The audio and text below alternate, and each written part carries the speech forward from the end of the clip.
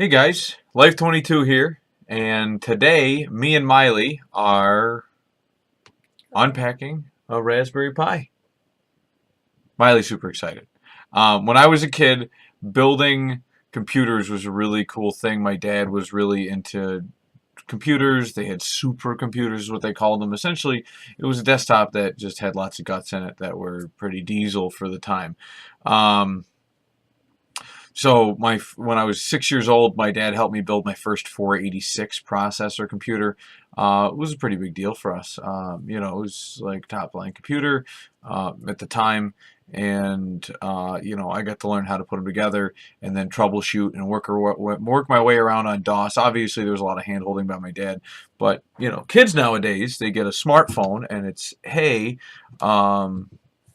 I can download this game, I can take photos, I can do my Musical.lys, and I don't know, It's called TikTok, and all these other things.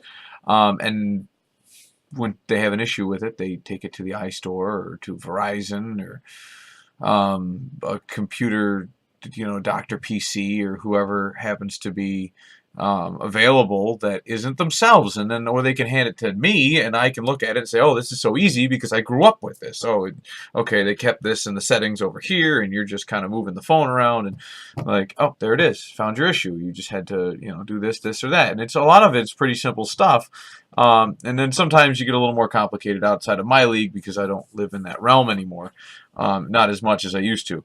So what we did was, as a little project for me and Miley, I got a Raspberry Pi. And so what the Raspberry Pi does is it is a small motherboard, essentially a small motherboard. This is probably what computers were 10 years ago. And it's a small motherboard that is all inclusive. And what we'll do is I'll unpack the box. It just came from Amazon. Now we got a package. The motherboard itself, I believe, costs about $35. And then this comes with a case and everything like that. So right here is the Raspberry Pi. Now it looks like a deck of cards or fake smokes. When you're a kid, the candy cigarettes. So, in this newer version from what they originally had, if you see the back, it's got a 64-bit quad-core ARM8 CPU processor. So it's got quad-core capability, something far more superior than the 486 I had. I want to say 10 years ago, I had a pretty elaborate computer system, and it was single core or dual core, and it was like a huge deal then. This is quad core, and this is $35. So if I can't destroy this, here, give it to Miley. Miley's going to open that up, and I'm going to open up and show you some of the other the other stuff inside the box. So what this comes with is a clear case for your motherboard to go into, which is something that is not provided for the $35 kit, and a power cord. And from the reviews online, you're going to want to have something at least 2 amps. Do you want me to take it out? Sure, yeah. We want something at least 2 amps, and I believe these are 2.5. And you can read most of the specs right on here. 5 volts, which is USB. USB is a 5-volt system. And these are 2.5 amps, and that's the recommended. The preferred, the recommended minimum is, let's take this box right here, Miley, and we'll fill it with plastic and stuff. Let's see here. So, I believe this kit was like $79, $69. It's $69 for the kit, and they get you all the extras, obviously for an extra, $45. You get all the extra things that you really need to get it to work. So let's see here. We got a power cord. We've got the clear case. I know they also have black. And then I'll show you this real quick. This is your this right. Oh, let's see if I can get it close to the camera without screwing up. Towards me, down, there we go. So this is the Pi the Raspberry Pi, and it's spelled Pi like the mathematical term. So what you get with these little $35 motherboard is you get an HDMI video, you get a what is that? That's a USB. What do they call them? USB-Cs. The new USB.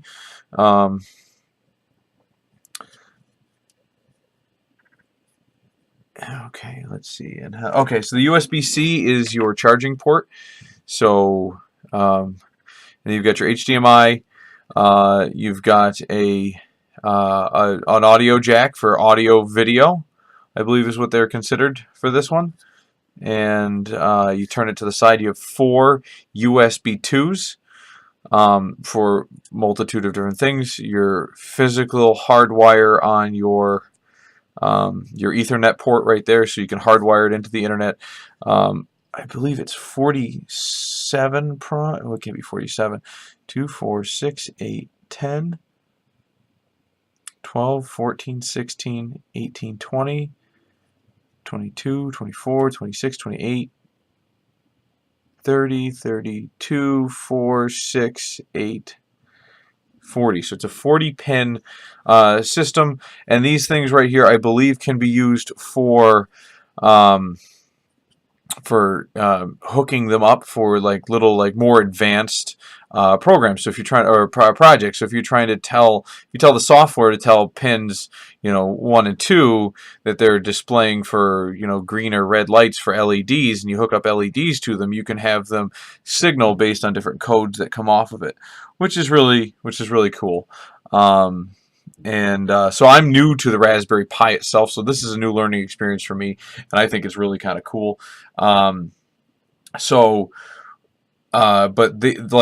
you can some of the projects that people do with the Raspberry Pi is they make small automated robots, and all the commands are sent through those pins and the wires and things like that. So that's a kind of cool little feature. I believe there's so in addition to that, the quad core 64-bit processor, it's got I believe a gig of RAM on board.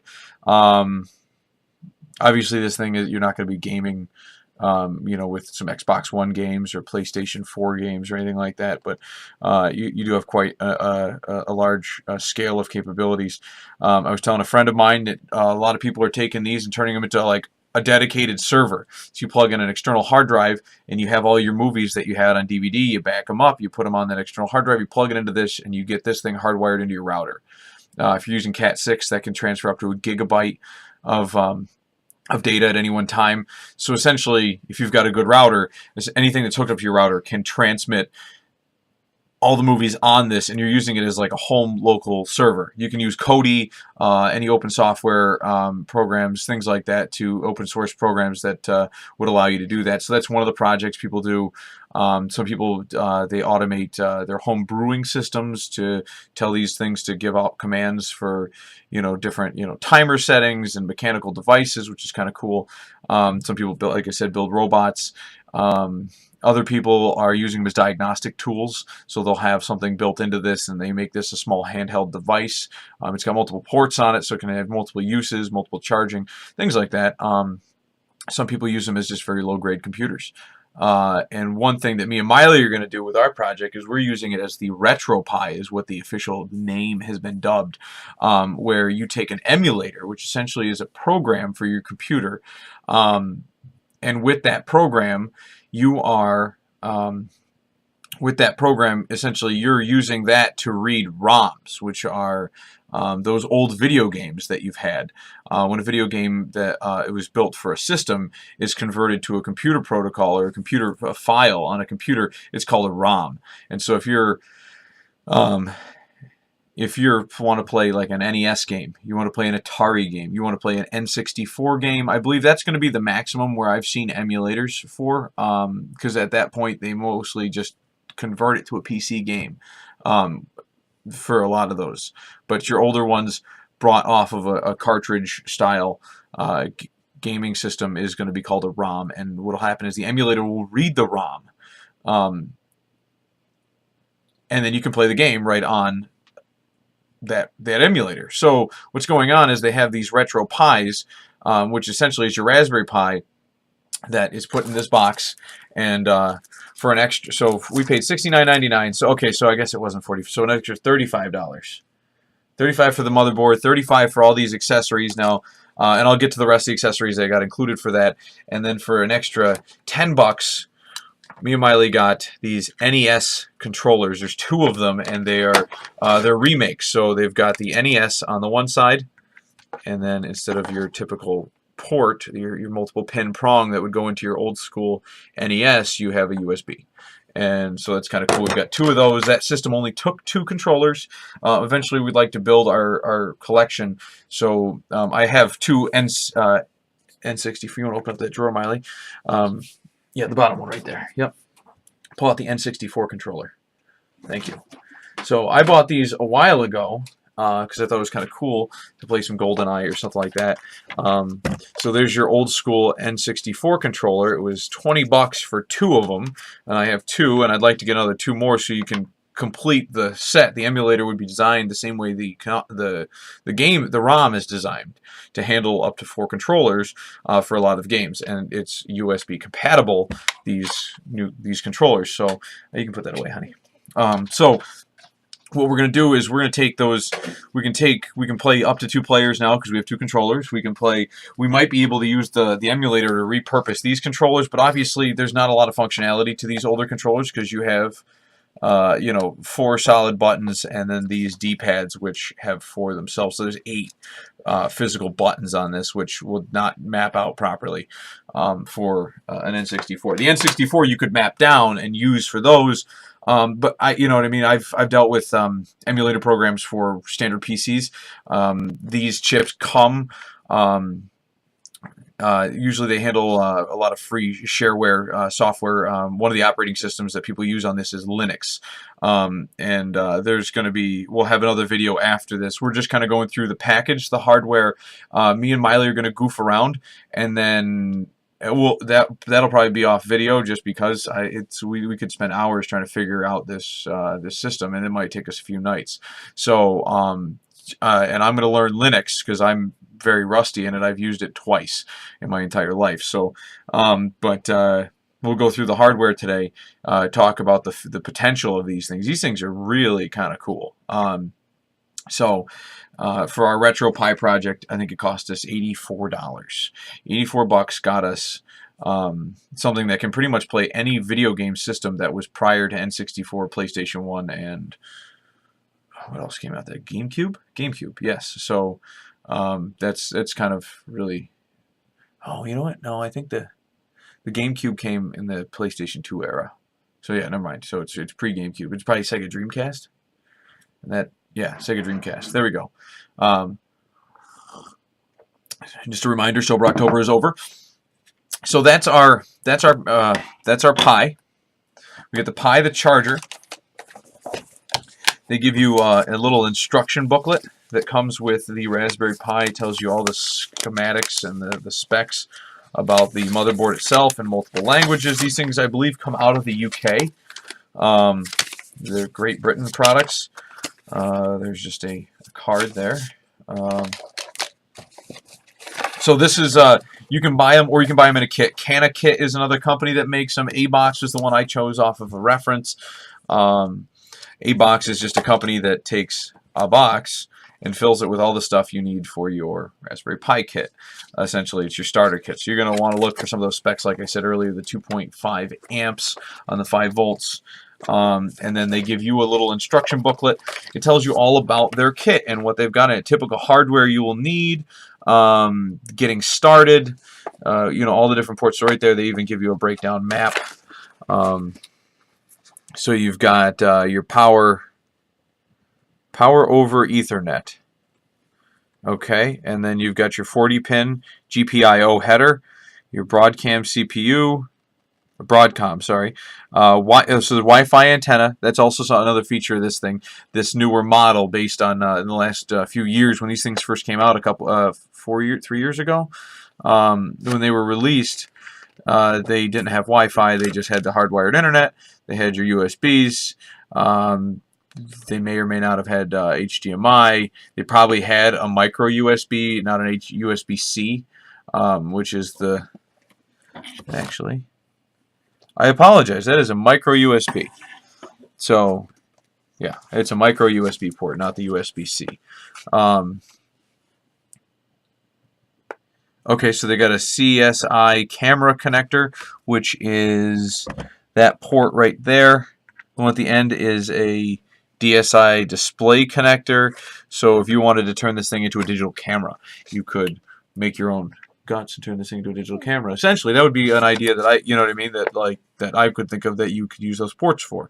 Some people say you could use home security systems, so you could hook up a camera to it, have a display for functionality so that you can control it, and then have it connect to Wi-Fi server using like internet software, like some kind of a Google Drive or a cloud, some sort of service like that, to broadcast your data to in order to capture it as like a DVR, and then you could access that DVR anywhere you are from your cloud. So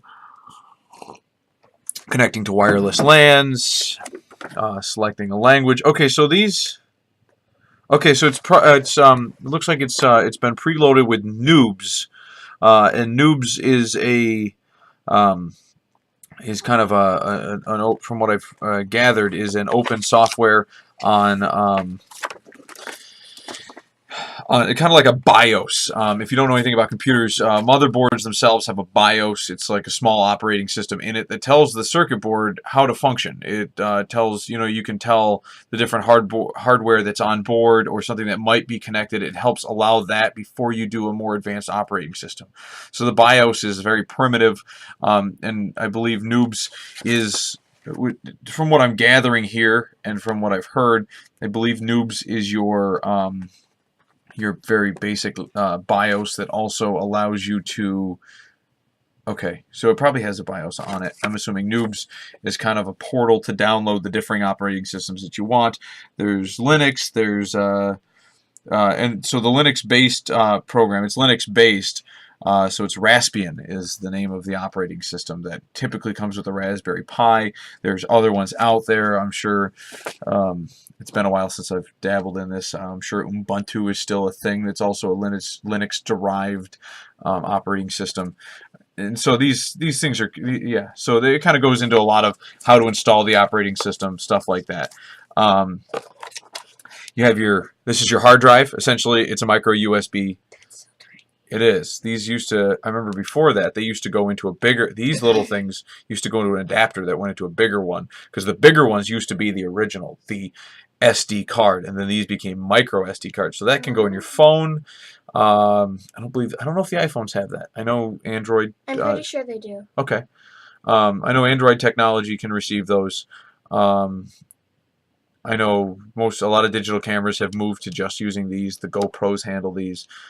So this is a 16 gigabyte card. For an extra $10, we could have got 32. You start getting above 32 gigs, you really should have like a plug and play, like an external hard drive, something that is really designed to handle. Like if you have a 2 terabyte external hard drive, that thing's got its own own fans, and typically all the hardware on board needed to read and operate a drive like that. A lot of them have their own little their drivers and stuff like that allow them to play. Where this thing is literally relying on the hardware of this device to read this chip. And so if you start going above 32 gigs, you potentially could have issues from what I've heard. So I'd like to just point that out. Right here is your card reader. Type C.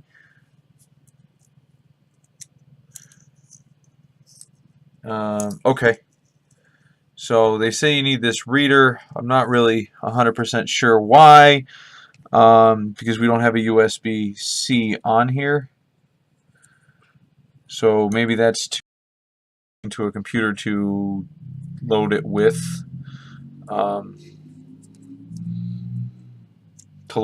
Noobs, or to actually connect Noobs this to the computer and download Noobs, or allow Noobs to download. I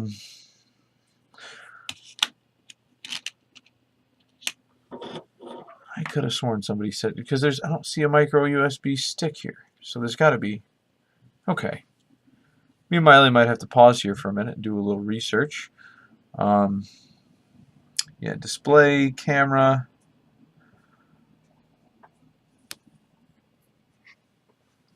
Yeah, that is odd. This thing tethers in somehow. Oh, there's. Okay, so. But if it slides right into that device, micro SD card. So this goes right on the bottom of the device right here. Micro SD card. And if it goes there, this must just be an adapter to read into your newer computer. My laptop doesn't have HB or doesn't have the Type C USB.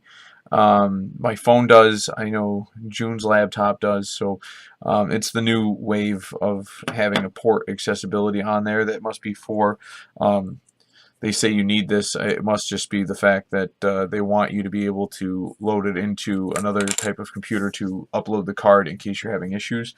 We'll read more about it here. And then the last thing that comes in the kit is your heat sinks. Now, I'm sure a lot of people have heard about cooling and things like that are very important for computers. Liquid cooling was something that was big in the early 2000s. A lot of people have gotten away with that, or gotten away from it. I'm sure hardcore people are still using it, but it's something that has really become unnecessary with technology from the average user standpoint. Having fluids running through your computer, having to run copper coils that would actually cool down like a radiator system your computer, and then put them into essentially it's like a car radiator. You'd run cooling fluids through it through a heat exchanger that would absorb it off the CPU and other devices. The graphics cards were pretty big. So essentially, the instructions tell you that you should be applying these heat sinks to, I believe they go on to the made in the UK. Well, that's cool. They go on I believe the bigger one. We'll read up on this before me and Miley install it. One goes on the CPU for sure, and then I think that's where the other one goes. Goes on the graphics card. Where's that? I believe it's right there. So me and Miley are going to regroup. Essentially, that's everything that comes in our box. So we're going to pause for a minute, regroup, and start putting this thing together for you. And then in a couple days, me and Miley will come back to this thing after we've messed around with it enough, and we'll figure out what we've got. So give us just a brief second, and we'll see you in just a second.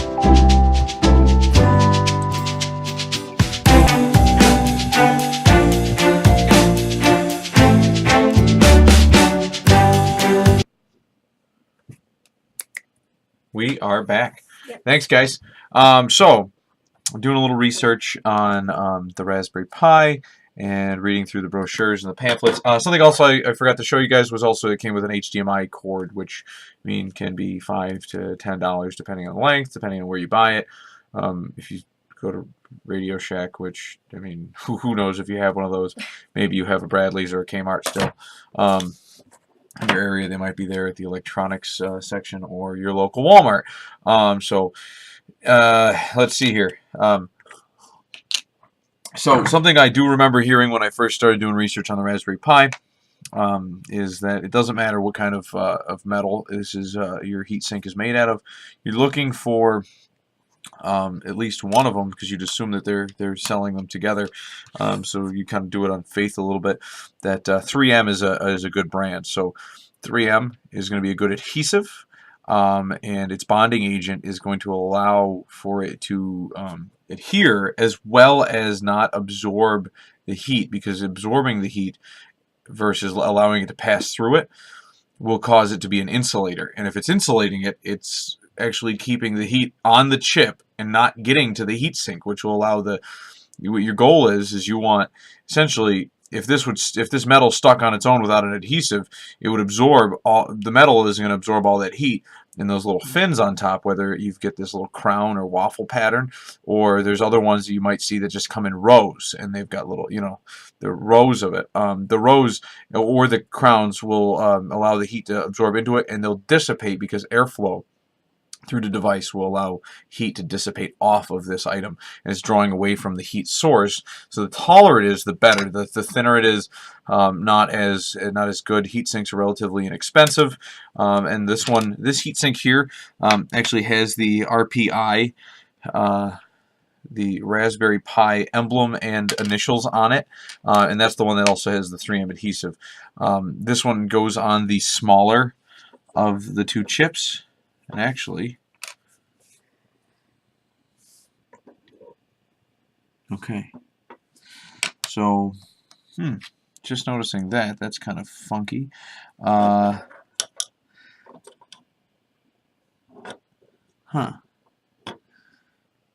They both fit on the same one. I think, yeah, looks like they both go on the same one. Now, a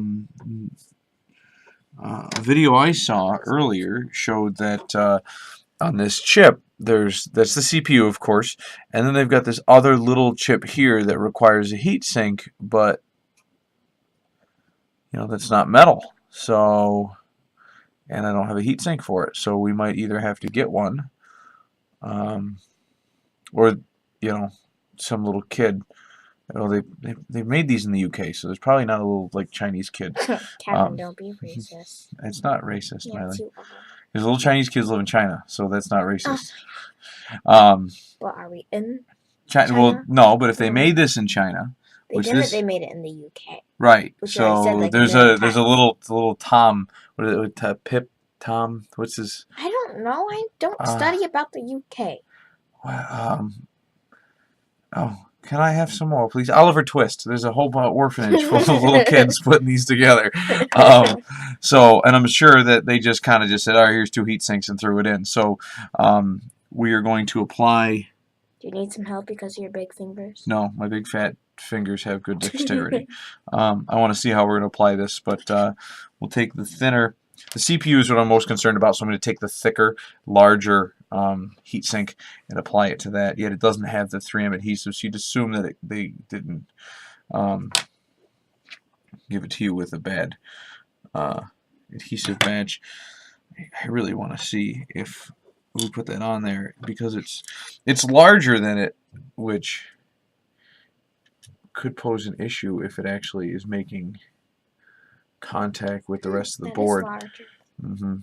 So, I mean, they're both larger. That is what makes me afraid a little bit. Well, we know for sure that this one's going to go on this CPU because it's the taller of the two.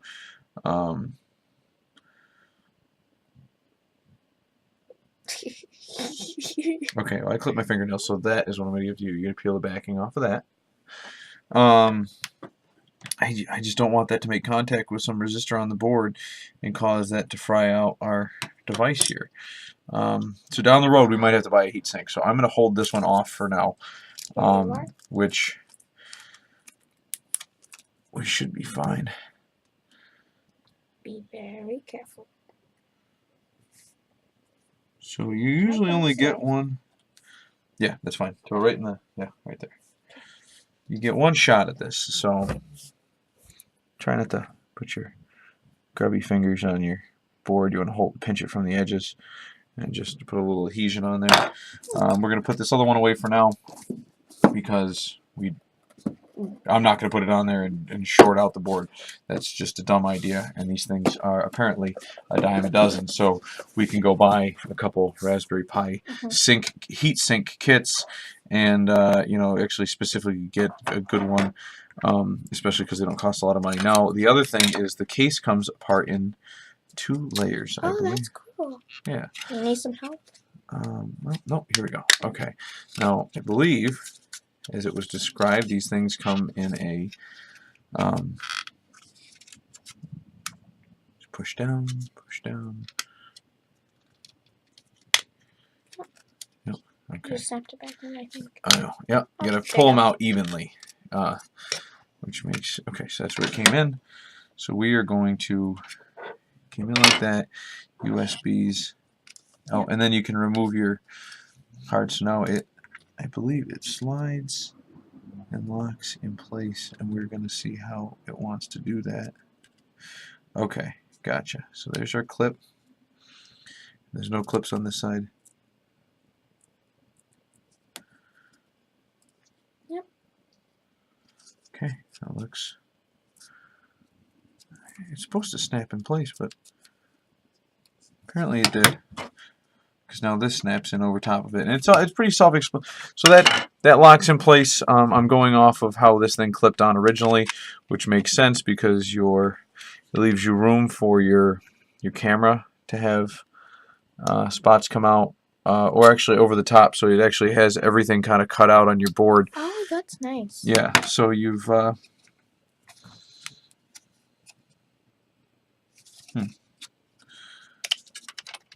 so if we can get this thing together, right?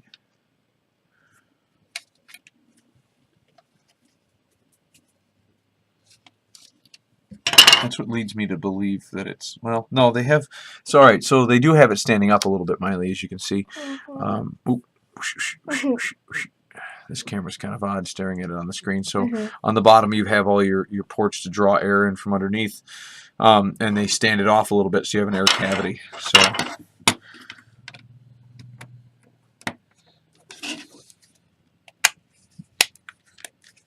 There we go. yeah, alright, and it just kind of clips in place. It's held on by pressure, and then so you can run your different wires and things out as necessary. Have it open if you need to.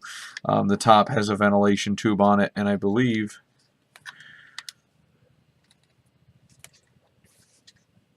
and you can only put it in one way anyways.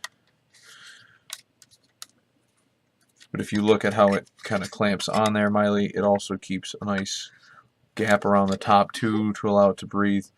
I'm assuming, I mean, these are not an expensive case, so if you have to run wires or anything out of here, I'm sure they leave you room to, to drill holes. Yeah, there's little pre-cast holes that you could drill to run small wires into, or whatever you need.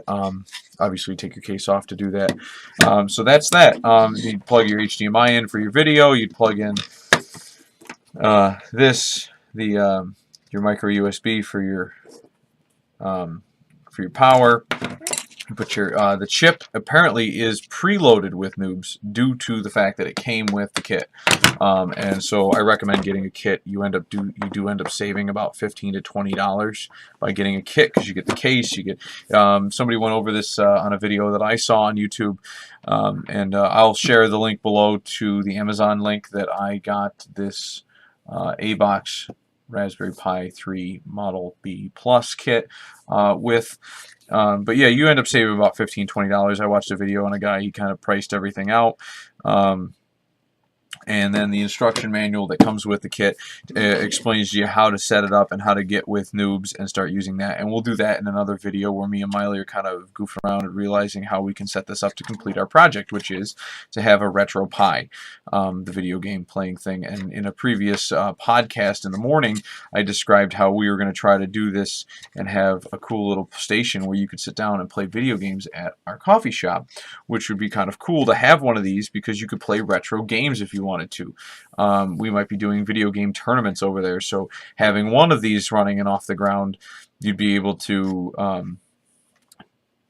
do that. You could buy an additional one, have it mimic it, and then have the extra controllers lying around and do a GoldenEye tournament, which would be really cool. An N64 tournament with brackets and stuff like that. Very cool, kind of a nice little feel to it. So but that's the Raspberry Pi, ladies and gentlemen. You can get the card right into the bottom. They leave you a spot in the bottom to put your hard drive in, your preloaded noobs.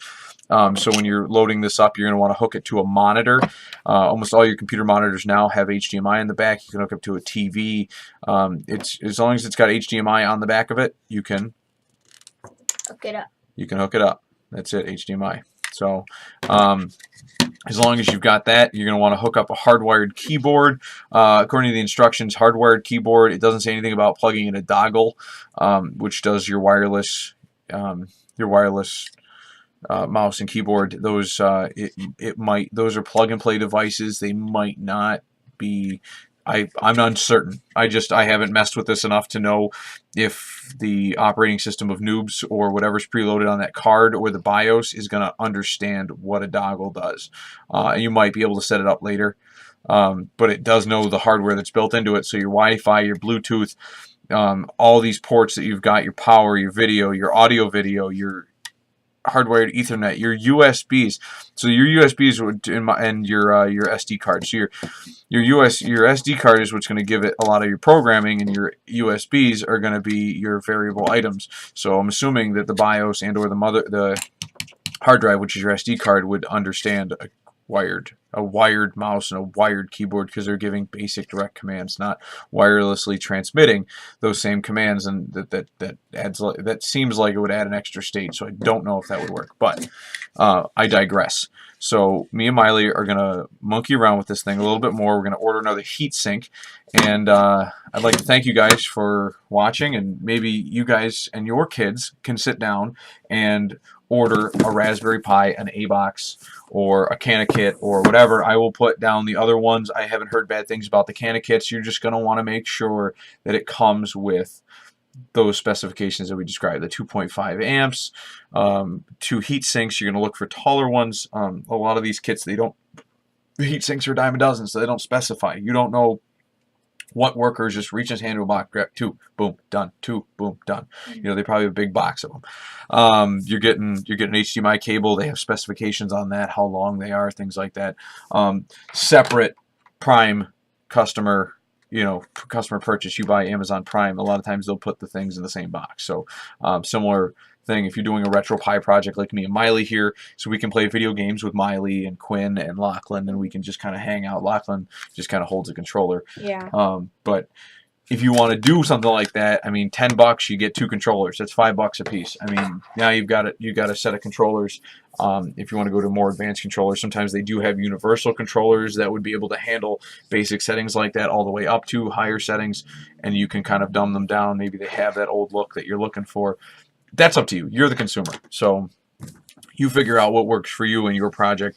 But this is a great opportunity for, if you were like me and grew up learning and playing with computers when you were a kid, and navigating through DOS and some of the preliminary menus that you could create and stuff to be, or if you were just a DOS junkie and you just change directory and you'd make your way through it, and or you just in your head you knew, okay, C drive, execute this file, boom, and you were able to play the games or operate the programs that you were expecting to. I mean, that's there's no reason I should put DOS on here for Miley except for nostalgia of me. But I do want her to understand how the fundamentals of computers work, and this is a great project for us. When Quinn gets older, we can teach her that. A 3-year-old probably is going to be over her head. A lot of times a 6-year-old would be over their head, but my dad was doing this all the time, so there was always cool computer projects. And when I was growing up, he had a decent job, so when computers cost, $2,800 to build, and he could do one for 12. He could build 3 computers in a year, where the average Joe was buying that at the store, pre-built computer, preloaded. They didn't ask any questions, and I guess that's my dad's trying to save money. Taught him to be resourceful, like I've become. So